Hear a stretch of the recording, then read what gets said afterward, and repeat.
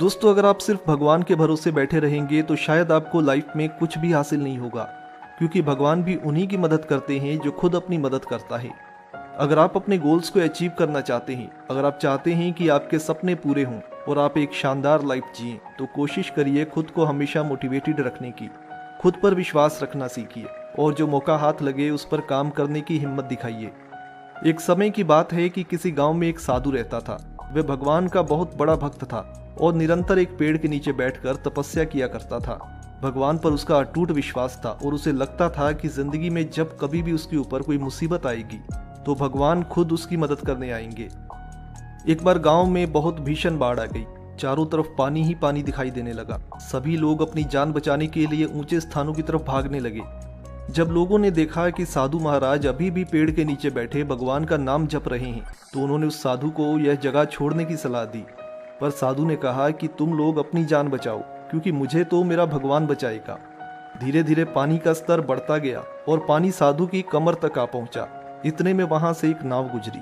मल्लाह ने कहा कि हे साधु महाराज, आप इस नाव पर आकर सवार हो जाइए, मैं आपको सुरक्षित स्थान पर पहुंचा दूंगा।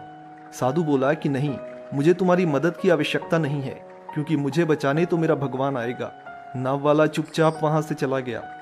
साधु पेड़ के ऊपर चढ़ गया और वहां बैठकर ईश्वर को याद करने लगा। तभी अचानक उसे गड़गड़ाहट की आवाज सुनाई दी। एक हेलीकॉप्टर उसकी मदद के लिए आ पहुंचा था। बचाव दल ने एक रस्सी लटकाई और साधु से कहा कि इस रस्सी को पकड़ लो, हम आपको बचा लेंगे।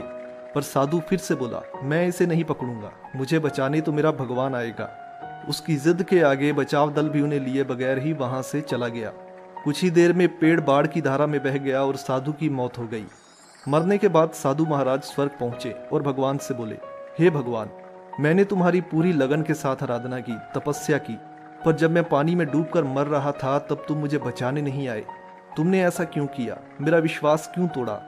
तब भगवान बोले कि हे साधु महात्मा, मैं तुम्हारी रक्षा करने के लिए एक नहीं बल्कि 3 बार आया।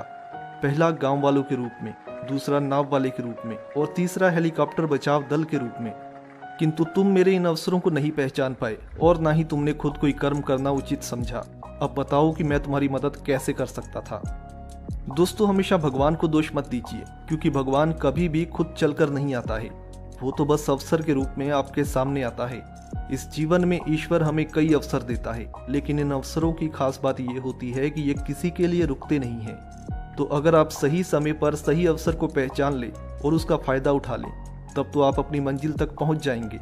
वरना एक बार वक्त हाथ से फिसला तो फिर दोबारा आप कुछ हासिल नहीं कर पाएंगे। उम्मीद है कि इस कहानी को सुनने के बाद आप भी अपने जीवन में मिले हुए किसी अवसर को बेकार नहीं जाने देंगे और उसका पूरा फायदा उठाएंगे। वीडियो अच्छी लगे तो इस वीडियो को लाइक और शेयर करना ना भूलें।